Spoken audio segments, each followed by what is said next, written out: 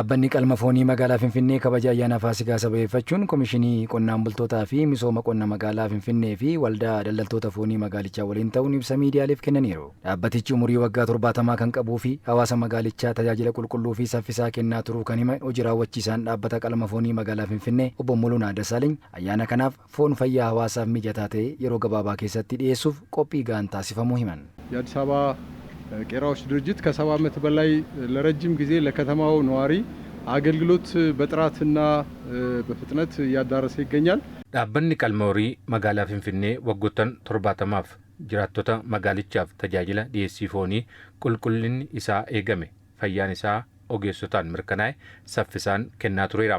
Kutaan qalmaa xiqqaa ta'uun isaa komii hawaasaa duraan kaasaa kan ture yoo ta'u seenaa waggoottan 70 keessatti yeroo har'aa kutaa qalmaa karaa ammayyaa ta'een babal'isuun sa'a tokko keessatti qalmi horii 800 raawwachuu kan danda'u horachuun dandeenyeerra. Dhaqqabummaa keenyas daran dabaluufis konkolaataa fe'umsa foonii dabalataan 10 galchuun qophii xumurreerra. Akka Obbo Mulunaan jedhanitti dhiyeessii foonii ammayyeessuuf dhaabbata Diijitaal Qircaa jedhamu waliin foon qulqulluu gatii madaalawaan dhiyeessuuf walii galuu ibsanii guddina magaalaa waliin deemuufis qalma seeraan alaa to'achuuf qindoomina dhaabbilee fi hawaasaan hojjetamaa jiraachuu eeran.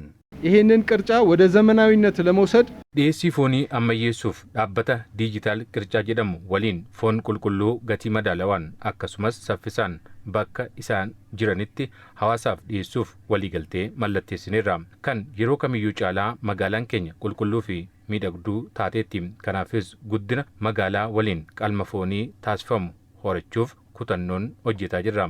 Qalma seeraan alaas hambisuuf dhaabbilee fi qaamolee hawaasaa hunda waliin hojjetaa jirra. Hordoffii fi to'annoo keenyas cimsaa jirra. ህገወጥ እርድን በጋራ መከላከልና fayyaa qorannoo foonii taasisan 40 caalaan ramaduun foon qulqulluun hawaasaaf akka dhiyaatuuf hordofaa jiraachuu kan himan ammoo Komishinii Itti Aanaa Qonnaan Bultootaa fi Misooma Qonna magaalaa Finfinnee Komishinar Dr. Tsaggaa Lammaati. ከ40 በላይ ስጋ መርማሪ ሐኪሞችን በመመደብ ogeeyyii fayyaa qorannoo foonii taasisan 40 caalan ramaduun tajaajila qorannoo foonii kennaa jirra.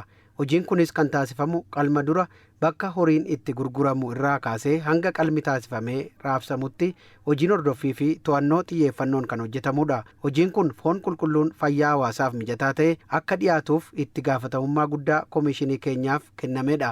Gaggeessaan Waldaa Daldaltoota Foonii magaalaa Finfinnee Obbo Ayyalaa Saatee Gamasaaniin hojiin waldaa isaanii inni guddaan daldaltoonni qulqullinaan foon akka dhiyeessan hordofuu fi horiin qalmaaf dhiyaatee tasayyoo kan du'u ta'e beenyaa kan faludha jedhan. የቁም እንስሳቱ ለእርድ ቀርበው እዚህ በአዲስ አበባ ቄራዎች ድርጅት በሕክምና ምክንያት ቢወገዱ horiin tokko qalmaaf dhiyaatee tasaa yoo du'e ragaa isaa ilaalee beenyaanii kaffalaaf gama biraatiin daldalaa mana foonii tokko jala manni yoo gubate kasaaree hojii sana keessaa kan baanee fi beenyaa kanfaluun akka hojii isaatti deebi'ee hawaasa tajaajilu taasisna. Ayyaana kanaafis daldaltoonni horii qalmaa bitachuun qophii gahaa taasisaa jiru.